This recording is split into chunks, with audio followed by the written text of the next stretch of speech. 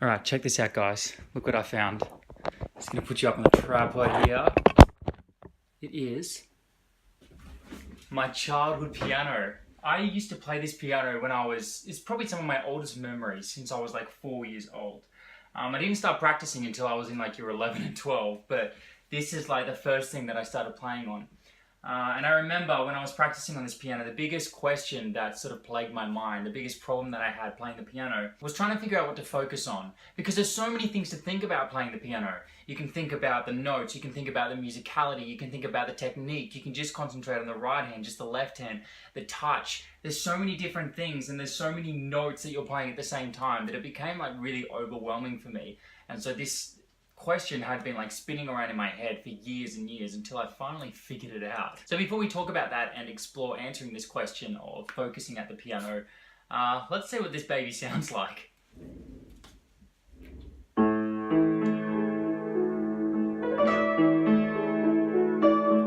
Now listen to that E.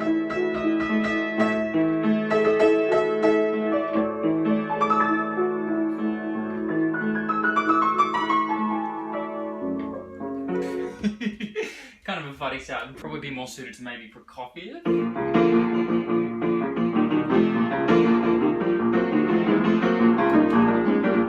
Alright, not the best piano. Let's head out to my den so we can explore this a bit. My mother still insists on getting a Christmas tree, which is pretty sweet. So check this out. When I was at school, I made so much noise at the piano and I was so frustrating and annoying from all my singing and playing that my parents actually made this room for me. I was so incredibly lucky. Check this out. They made like this outside room for me. They basically gutted a shed and built me this room. Yeah, and so that's where I'm staying these holidays. And this is where we're gonna go through this stuff.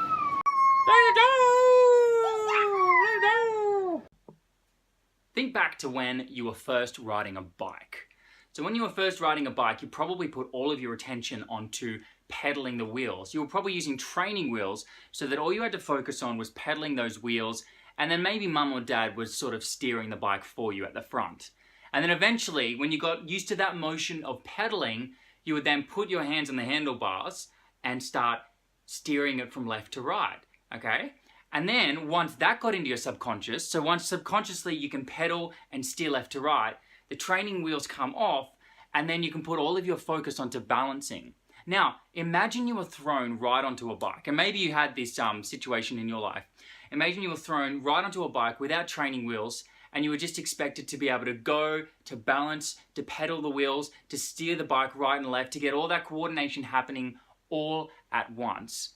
You'd probably crash and burn. It would probably feel impossible for you. And that makes sense, right? You can't really focus on a million things at once, otherwise you're going to break down.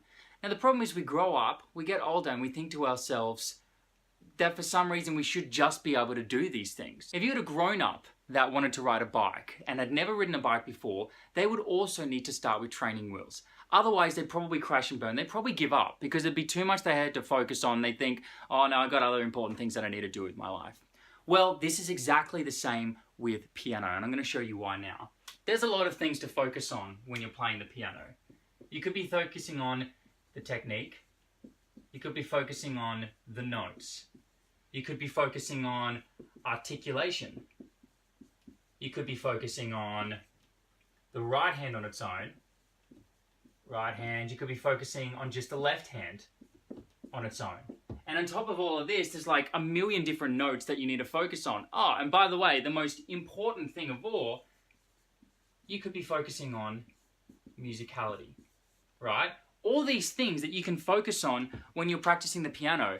And that's what makes piano playing so hard, especially to begin with, because figuring out what to focus on can be difficult. And so we get like really scatterbrained. And this is often what happens, right? Well, if that's your brain, most people try and put all of their attention onto the music from the beginning. Right? And this is often because teachers will encourage their students to be musical. It's like, you've got to make it sound beautiful. You've got to make it sound musical. And I totally agree. That's really important. But the problem is when you have all of your attention focused on the music, look how much attention you've got left for the notes.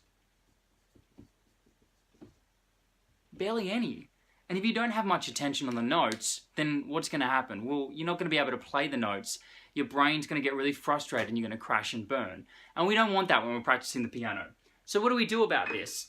Well, there is one thing here that all of the others rely on. Okay, you can't practice the right hand without this, the left hand without this. You can't concentrate on technique for a section of music without this thing.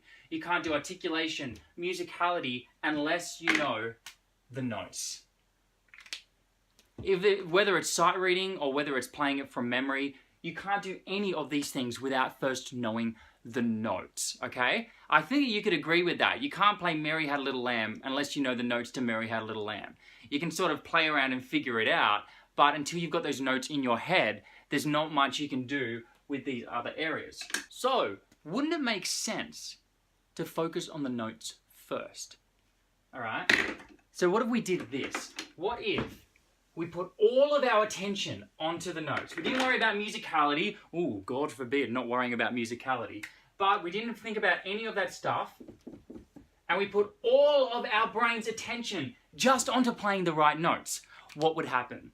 Well, eventually this circle would get smaller and smaller and smaller as we got used to what the notes were and we figured them out. Until eventually it gets so small that it's pushed its way into our subconscious brain. All right, so have a look at this. If we can do this, all right, if we can do this at the piano, make that amount of attention incredibly small, then we have this massive amount of area free to focus on the music or the technique or whatever the next thing you want to focus on is. So this is how you do effective piano practice, especially when you're new. You often won't get this advice from somebody who's been playing for a long time because they've already pushed all of this stuff into their subconscious. So all they need to do is think about the music. So often people that have been playing piano for ever since they were young, they can't really think this way because all of this stuff is so subconscious to them that it's really difficult for them to comprehend what it would be like to have to break these things down into smaller pieces. Wouldn't you agree?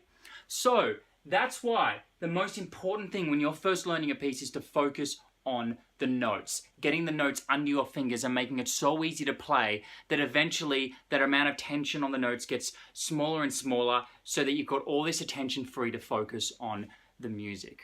All right, guys, I hope you enjoyed this video as much as I enjoyed making it for you. And if you like it, then share it with a friend who might also like it too.